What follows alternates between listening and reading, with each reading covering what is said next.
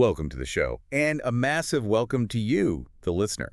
I am your host, and we've got a really custom-tailored deep dive lined up for you today. And I am your resident analyst for this deep dive. And I have to say, the stack of source material we are pulling from today is an absolute powerhouse. It really is. We are looking at exclusive excerpts from VERIDICOR's News of the Week, specifically issue 37. Right, which covers the week of February 23rd to March 1st, 2026. Exactly. And the mission for today's deep dive. We are tracking how intense compounding geopolitical stress is completely rewiring global supply chains. We're talking about the critical minerals, the energy networks, and those hidden logistical pathways that literally keep the modern world turning. Okay, let's unpack this, because the landscape you're looking at is incredibly tense, and the stakes for global markets have rarely been higher. Before we get into the actual mechanics of these supply chains, we really need to establish a very clear ground rule for this discussion. Yeah, that's crucial given the timing of this data. Exactly. The VERIDICOR intelligence we are analyzing covers some highly charged geopolitical events occurring in that late February window. Right, specifically the escalating military tensions between Israel and Iran. Yes, alongside a new United States tariff policy introduced by President Donald Trump. So I want to explicitly state to you, the listener, that we are not taking any political sides here. Not at all. Our lens is strictly analytical. We are impartially conveying the facts, the economic ripple effects, and the market reactions exactly as they are laid out in the source material. The goal here is to understand systemic impacts, not to endorse or evaluate any political viewpoints. That is an important boundary to set, because when you look at the raw data from that specific week, you realize the commodity markets, they don't actually care about the politics of a conflict. No, they really don't. They only care about bottlenecks and physical realities. Take aluminum, for instance. Good example. I was looking through the commodities section of the text, and during that escalation between Israel and Iran, international aluminum prices just suddenly surged. They spiked dramatically. And my immediate thought was, what does a kinetic conflict in the Middle East have to do with the aluminum I use every day? But the data points straight to a massive geographical vulnerability. It does, and that vulnerability is the Strait of Hormuz. Right. We are so conditioned to think of the Strait of Hormuz strictly in terms of crude oil. Because it's a vital artery, right, with roughly 1/5 of the world's global oil supply passing through it. Exactly. Oil and a massive volume of LNG shipments passing through that incredibly narrow maritime corridor. But the source material emphasizes that it is also an irreplaceable maritime choke point for broader industrial supply chains. Which brings us back to aluminum. Right. Producing aluminum is essentially packaging massive amounts of electricity into a physical metal. Because several Gulf countries have abundant, very cheap energy, they host enormous, large-scale smelting operations. But those smelters don't just magically create the metal from the energy. Exactly. They rely on a continuous, uninterrupted flow of raw materials like bauxite and alumina coming in.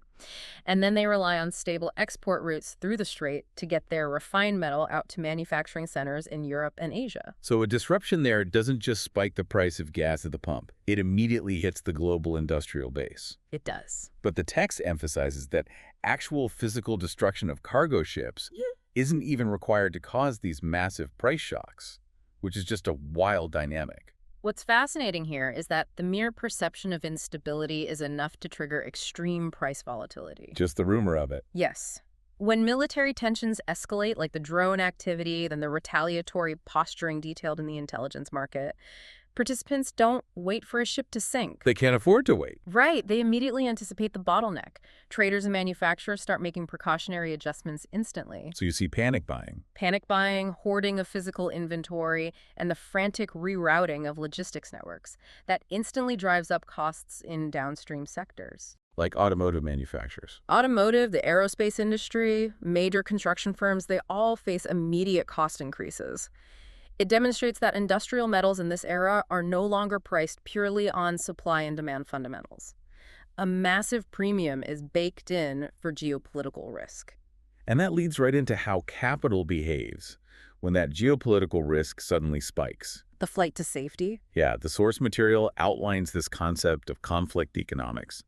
It describes how capital essentially flees the room the second uncertainty enters energy markets and trade routes. It's an aggressive shift. I want to dig into that because the speed at which money moves away from discretionary sectors is staggering. Where is all this capital actually flowing when the risk premium shoots up? It fundamentally reshapes global investment behavior. When a conflict threatens core logistical arteries, capital immediately drains from risk-sensitive sectors that rely on a highly mobile, confident consumer base. You mean like tourism? Tourism, commercial aviation, luxury goods. These industries experience sharp, immediate declines in institutional investment. But the capital doesn't just sit in cash. Right, you have to go somewhere. It flows aggressively into safe haven assets and strategic sectors that actually benefit from the shifting environment. And according to the data from that week, the ultimate safe haven is still gold. Gold rallied hard. It absolutely did. But the analysis makes a point of saying it's not just acting as a traditional inflation hedge right now. It is acting as a market-based measure of systemic risk. That is a vital distinction for you to understand. Gold isn't just reacting to currency fluctuations in this scenario. It is acting as a strategic barometer of global anxiety. So when you see a sustained rally in gold during a localized conflict, It signals a deeper institutional anxiety about the resilience of the broader international financial system itself. wow. But alongside gold, the other massive beneficiaries in conflict economics are defense-linked equities. As tensions rise in key strategic regions, governments inevitably expand their military procurement budgets. And they accelerate modernization programs. Exactly. Capital naturally and quickly flows toward the prime contractors and the tech firms securing those defense deals. It is a real-time reflection of how wartime priorities completely rewire capital allocation across the globe. Which sets up a massive collision of interests. It really does. Because on one side, you have military modernization driving intense demand for advanced materials, and on the other side, you have the clean energy transition. Right. Electric vehicles, grid expansion, massive wind turbine arrays. And both the defense sector and the green energy sector are absolutely desperate for the exact same critical minerals. It is a profound structural convergence. The demand curve for lithium, cobalt, nickel, copper, and rare earth elements is steepening at just an unprecedented rate. Because clean energy tech is so mineral intensive. Exponentially more mineral intensive than traditional fossil fuel infrastructure. Yep. Simultaneously, advanced aerospace, missile defense, and naval systems require highly specialized, heat-resistant alloys. So they are competing for the same dirt. Precisely. Because you have these dual, unrelenting demand drivers, we are witnessing a fundamental shift in how the world classifies these resources. They are no longer viewed merely as commodities traded on an open exchange. They are strategic assets now. They are now actively treated as strategic national security assets. Here's where it gets really interesting. Because the moment a mineral is classified as a national security asset, the countries that actually have it in the ground realize they hold all the leverage. And they are using it. They're completely changing the rules of the game. The text tracks a massive rise in what it calls resource nationalism. Producing nations are looking at the global value chain and aggressively demanding a larger share of the profits. Zimbabwe is the perfect example here. Yes, take Zimbabwe. The numbers from 2025 show they exported over 1.128 million metric tons of spodumene concentrate. Which is essentially the high-purity lithium ore that serves as the base ingredient for the entire EV battery market. Right. And that was an 11% increase from the prior year.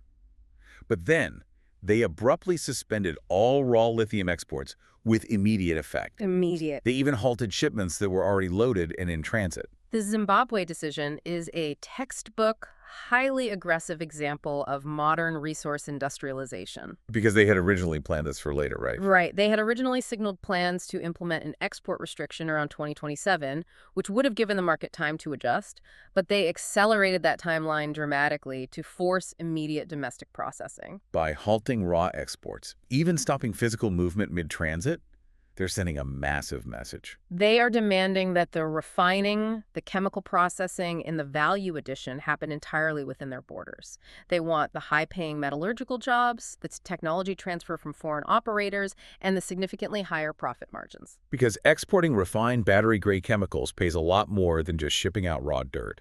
Exactly. But naturally, a sudden halt like that instantly tightens global supply conditions and sends massive shockwaves through international battery manufacturing hubs. It is a ruthless play, but you can see the economic logic. And they aren't the only ones in Africa tightening their grip. No, the Democratic Republic of Congo is making moves too. Yeah, I was looking at the section on the DRC, and their position is almost unfathomable. They hold roughly two-thirds of the world's known cobalt reserves. And they currently produce over 80% of the global supply. You would think that makes them an unstoppable industrial powerhouse. Mm. But the text points out they're hitting massive walls trying to build out their Musampo Special Economic Zone. What is actually stopping them from capturing that value? The DRC's ambition with the Musampo Special Economic Zone is essentially the same as Zimbabwe's. They want to transition from merely dominating resource extraction to dominating the industrial processing phase, They want to refine the raw cobalt into precursor materials. and eventually manufacture battery components locally. However, holding 80% of the raw material doesn't magically create industrial capacity. You need the infrastructure. The intelligence highlights severe systemic implementation challenges. To refine cobalt, you need highly advanced, precise electrochemical processing technology. And above all, you need vast amounts of reliable baseload electricity. Which they struggle with. The DRC faces severe power supply constraints and massive transportation bottlenecks. Building a high-tech refining sector is nearly impossible without guaranteed power grids and paved logistics routes. So they have the dirt, but they can't plug in the machines to process it. Essentially, yes. So despite their resource wealth, they remain deeply reliant on international partnerships and foreign capital to overcome those core infrastructure deficits. So the DRC is trying to build the infrastructure to hold on to their supply. But what happens when a country already has the infrastructure, but the government decides to just rewrite the ownership rules completely? You're talking about Mexico. Because that is exactly what we're seeing in Mexico right now. Yeah. In 2022, they put lithium under exclusive state control by creating an entity called Litio MX. Right. But the recent data shows they've completely overhauled their broader concession system for all mining. They shifted from a standard first-come, first-served model to strict public tenders, and they've severely limited the timeline.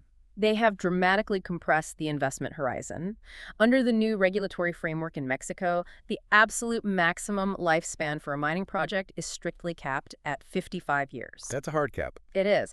That breaks down to an initial 30-year term with only a single 25-year extension permitted. And you have to pair that timeline with their constitutional baseline. Which dictates that all subsurface minerals belong to the state. Exactly. A concession only grants a temporary right to extract. It is never true ownership. Which sounds like a long time to an average person. 55 years is a lifetime. But in the mining sector, a 55-year hard stop seems incredibly risky. It changes the entire financial model. It's like trying to secure a 30-year mortgage to build a custom house. But the bank tells you they might just take the land back right as you finish putting the roof on. For a heavy industry that takes decades just to break even, that level of uncertainty has to kill the investment appeal. That is precisely the issue. Mhm. When you combine this strict 55-year limit with incredibly complex layers of environmental approvals, securing water concessions in arid regions, and navigating mandatory community consultations, It creates a massive wall of long-term uncertainty. it really does. For highly capital-intensive mining projects that require billions in upfront expenditure and often take 15 to 20 years just to reach commercial production, this shift from an expansion-oriented policy to tight, restrictive state oversight dramatically and negatively alters the investment calculus for foreign operators. And it is not just the producing nations throwing up walls. The major consuming nations are aggressively playing defense as well. The U.S. tariff. Yes, the source material details a massive protectionist shockwave from the United States. The Trump administration imposed a 15% global tariff on imports. Right. The mechanism here is fascinating. It was put in place for 150 days under emergency powers, specifically following a Supreme Court ruling that had actually tried to limit the executive branch's ability to arbitrarily impose tariffs. It is a highly disruptive development for global industrial supply chains. The White House framed this baseline 15% tariff as a necessary response to persistent global trade imbalances. Now, there's a crucial carve-out here. Yes, the United States-Mexico-Canada Agreement, or USMCA, exempts Canadian and Mexican producers from this specific tariff. Right. However, producers from literally every other region globally now face a significantly higher entry cost to access the U.S. consumer and industrial market. But because it's only set for 150 days initially, Yeah. how does a global supply chain manager even react to that? Do you just eat the cost, or do you completely restructure your logistics? That is the core dilemma they're facing right now. Even though it is legally framed as a temporary 150-day measure, which would require congressional approval to extend under the authorities of the U.S. Trade Act of 1974, It injects immediate, paralyzing regulatory uncertainty. Because you can't plan a supply route in 150-day increments. Exactly. Mining conglomerates, tech manufacturers, and energy sectors that rely on cross-border equipment flows and refined metal imports can't operate on 150-day windows. They are forced to rapidly adjust their long-term supply strategies, Which might mean shifting sourcing entirely to North American partners. or fundamentally restructuring their pricing models to account for the new tariff wall. It's like the whole geopolitical board is being rearranged while the game is actively being played. That's a great way to put it. Which brings us to the ultimate industrial metal, copper. Ah, yes, copper. Without copper, the electric grid doesn't expand, EVs don't get built, and the clean energy transition basically grinds to a halt. And the text highlights a fascinating high-stakes rivalry brewing in South America over who will supply it. Peru versus Argentina. Exactly. I want to look at Peru first. In 2025, Peru saw its mining investment hit a 10-year high, pulling in $6.23 billion. On paper, that looks like an absolute triumph for their economy. If we connect this to the bigger picture, that 6.23 billion figure is undeniably impressive, but the underlying data reveals profound structural vulnerabilities within Peru's economic model. Yeah, the concentration risks. The analysis points out extreme, dangerous levels of concentration, both externally and internally. Let's look at the external risk first. A staggering 75.2% of Peru's total copper export value, which amounts to nearly $25 billion, was shipped to a single buyer, China. While Chinese industrial demand currently provides lucrative stability, relying on one single nation to absorb over 3/4 of your primary economic engine is an immense geopolitical risk. Because if they pivot, Peru's in trouble. Exactly. If China's domestic economy slows down, or if their strategic import patterns shift toward African assets, Peru's foreign currency earnings would be severely and immediately compromised. And the internal concentration in Peru is just as staggering. The data shows that just 3 companies, Southern Peru Copper, Cerro Verde, and Mincer, captured 85.5% of the entire mining sector's profits. Yeah. That is over $4 billion consolidating to just 3 operators. That is an incredibly top-heavy industry. It is.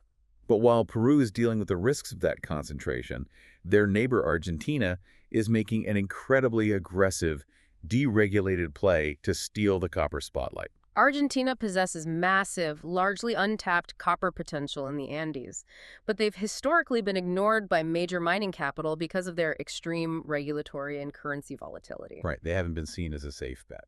To completely rewrite that narrative, Argentina's president Javier Milei introduced the Read Your Eye framework, the regime of incentives for large investments. Okay.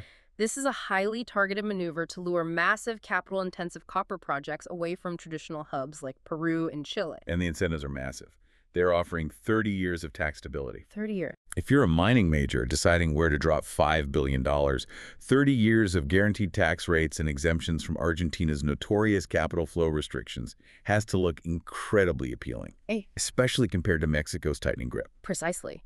At a time when global copper demand is accelerating and competing jurisdictions are tightening state control or raising royalties, Argentina is actively trying to position itself as the most attractive, legally secure, and deregulated destination for Western Hemisphere mineral supply chains. They are basically offering the exact long-term certainty that capital requires. Exactly. So what does this all mean?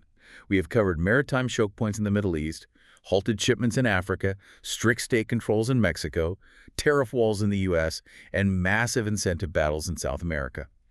Why does this intricate web of logistics and geology matter to you listening right now? It's the million-dollar question. It matters because the sticker price of your next vehicle, the cost of the smartphone in your pocket, and the stability of your monthly home energy bills are entirely 100% dependent on these fragile, invisible networks holding together. They are completely interconnected. If the copper doesn't flow out of the Andes or the lithium gets bottlenecked in Zimbabwe, the entire modern infrastructure pipeline seizes up, and the costs skyrocket directly for the end consumer. Which brings us to VERIDICOR's ultimate diagnostic insight in the report. They frame a concept called Regional Stakeholder Prosperity, or RSP. RSP. Break that down for us. The core argument here is that simply identifying good geology and securing billions in Wall Street investment capital is no longer sufficient to guarantee a reliable supply chain. It's just not enough anymore. No. We are operating in an era of extreme, unpredictable geopolitical conflict where traditional logistics corridors can be severed overnight. Therefore, a mining project's actual physical survival depends entirely on the stability of its immediate local environment.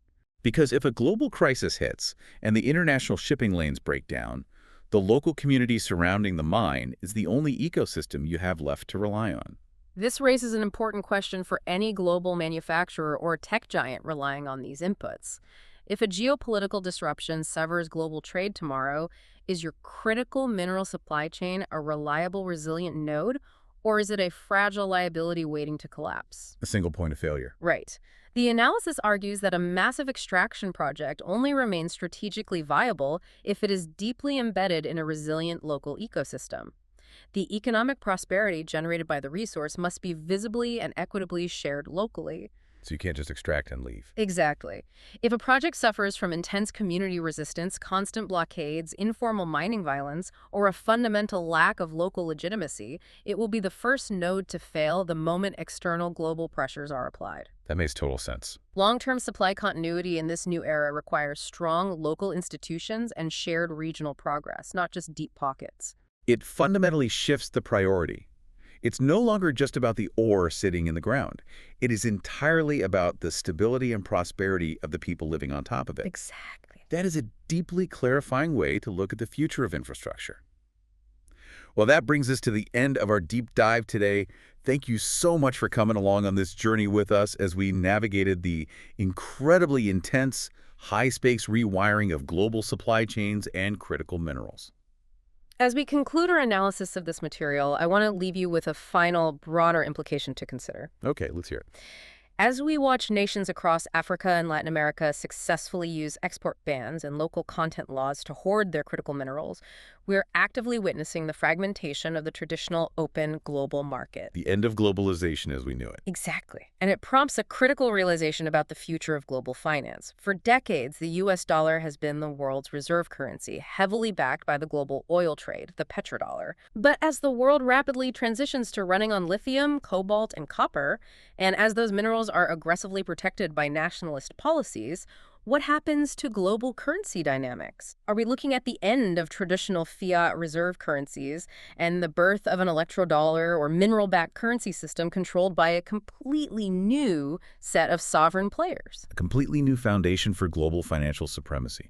That is a massive concept to chew on. Thanks for being with us. Keep questioning the world around you, and we will catch you on the next deep dive.